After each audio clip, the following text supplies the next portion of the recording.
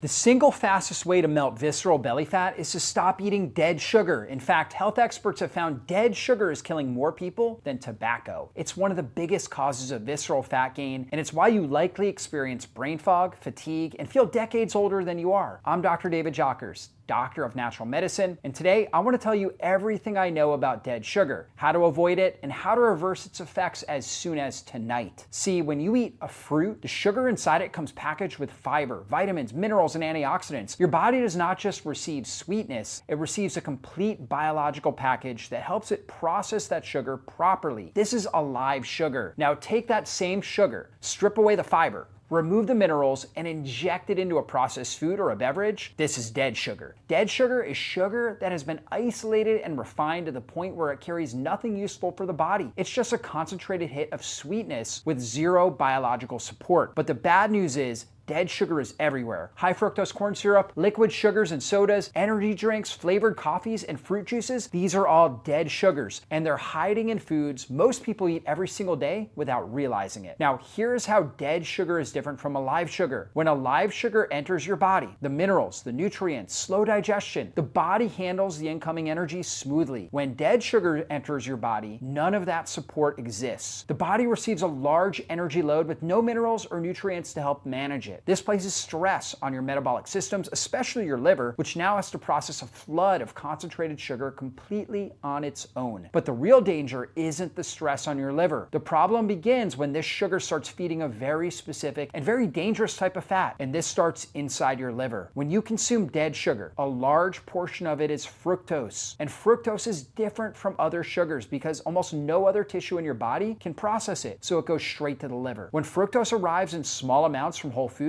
the liver handles it fine. But when it arrives in large, concentrated doses through sodas, packaged snacks, and sweetened beverages, the liver gets completely overwhelmed. And when the liver cannot keep up, it does the only thing it can. It converts that excess fructose into fat. This process is called de novo lipogenesis, which simply means the liver is manufacturing new fat from sugar. Now, this newly created fat does not go to your arms or legs. It does not sit just under your skin where you can see it or pinch it. It accumulates around your liver, your pancreas, your intestines, and your other abdominal organs. This is visceral fat, and visceral fat is nothing like the fat on the surface of your body. It does not just sit there passively. It's metabolically active. It functions almost like a rogue organ inside your abdomen, constantly releasing inflammatory chemicals into your bloodstream. The more dead sugar you consume, the more fructose floods the liver. The more the liver converts to fat, the more visceral fat accumulates, and the more inflammatory signals get released into your body. At the same time, your insulin sensitivity starts to decline. Your cells stop responding to insulin properly. That makes it easier for your body to store even more fat and harder for it to burn any of it. So the cycle locks in. Dead sugar overwhelms the liver. The liver then manufactures visceral fat. Visceral fat drives inflammation. That inflammation worsens insulin resistance, and insulin resistance makes the entire problem worse with every meal. Most people try to fix this by cutting calories or exercising more, but if dead sugar is still coming in, the liver keeps manufacturing fat, and the cycle never breaks. In fact, the cycle gets worse because dead sugar goes beyond just visceral fat, which means the biggest danger starts after the production of that visceral fat. You see, visceral fat is constantly releasing inflammatory chemicals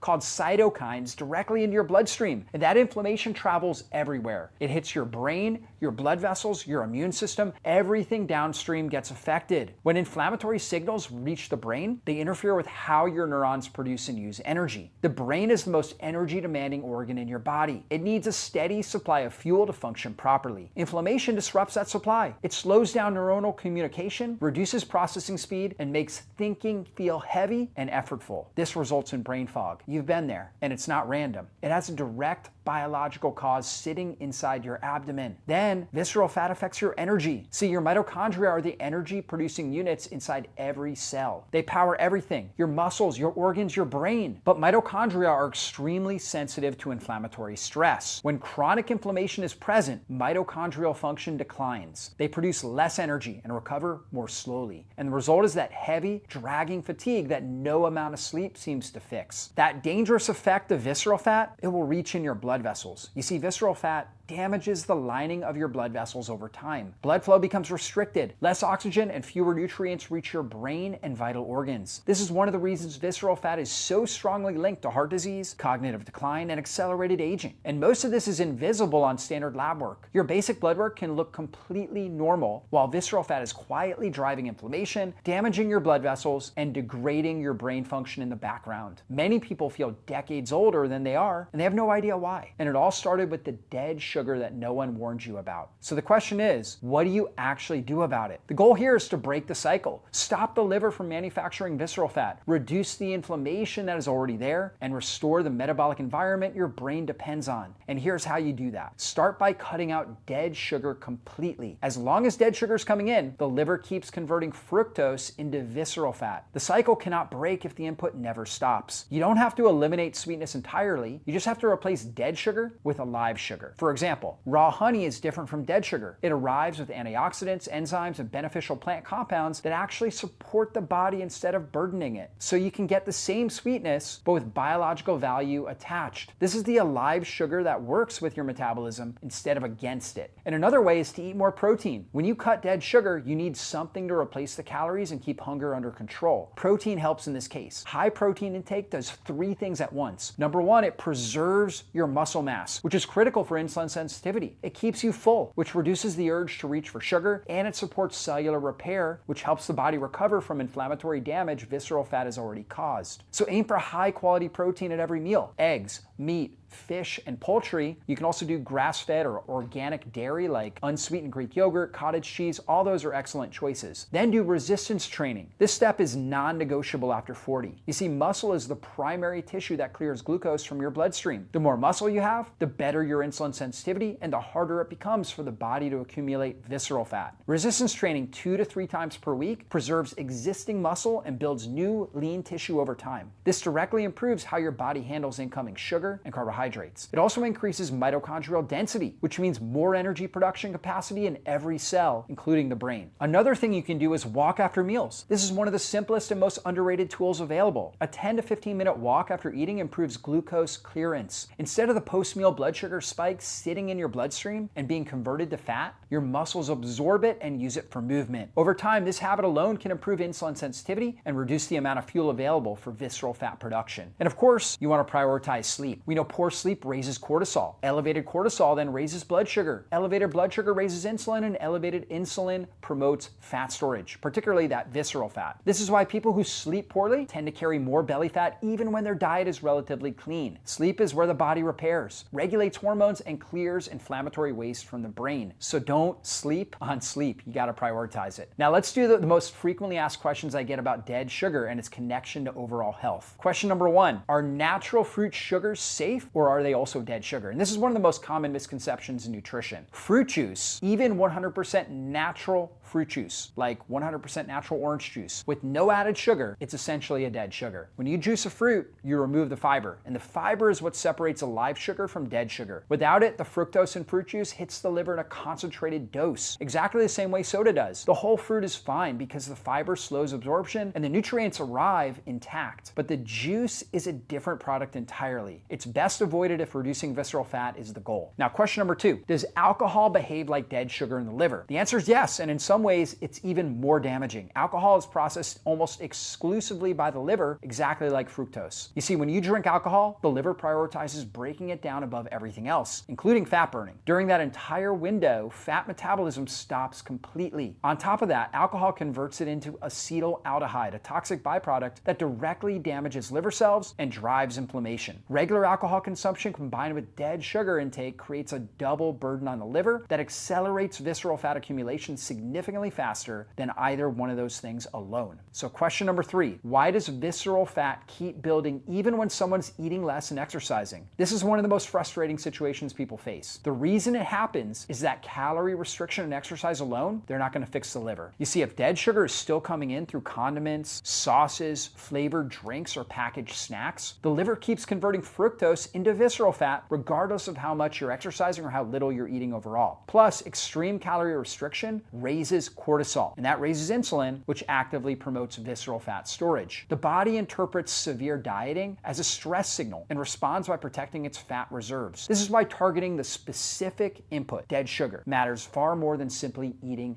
less. So visceral fat is not a willpower problem. It's not simply about eating too much or moving too little. It's a metabolic problem driven by a specific input, dead sugar, that overwhelms the liver and degrades your brain from the inside. The only solution is to give your body the conditions it needs to clear the visceral fat that has been silently driving the problem all along. So now you know the key strategies to burn that dangerous visceral fat. And if you enjoyed this, be sure to check out my full 7-day fat burning quick start guide. I'll have a link in the show notes. Of course, subscribe so you never miss one of these trainings, and drop a comment below and let me know what you're going to start doing today to burn through visceral fat. And of course, be blessed. Okay, let's jump right into this explainer. We're going to upgrade your morning coffee to rebuild muscle after 60. You probably think coffee is just a harmless pick-me-up, but honestly, it might be draining your strength. Here's the scary part. After 60, we can lose up to 8% of our muscle mass every decade. But wait, by adding the right natural ingredients, your daily brew becomes a powerful muscle rebuilding engine. Check out this rapid-fire combo: cinnamon, cocoa, and MCT oil. They instantly unlock circulation, energy, and stable blood sugar. These aren't just theories. Folks like John, Evelyn, and Harold saw massive real-world results in their daily energy. Now this is crucial. Swap those destructive, sugary creamers for complete proteins that actively repair your fading joints. Adding simple milk and collagen powder gives your body the raw structural amino acids it desperately craves. For 70-year-old Robert, that collagen wasn't just some supplement. It literally restored his physical freedom in the garden. The real enemy here is anabolic resistance. Your aging body struggles to build muscle from normal protein amounts. To beat it, you need highly concentrated, quality protein. Whey protein literally sparks a massive 38% muscle increase. Take Helen, who's 67. She just stirred unflavored whey into her cup, regaining firm arms and super steady legs. Next, ground chia seeds. They're a game changer that directly tackles belly fat, inflammation,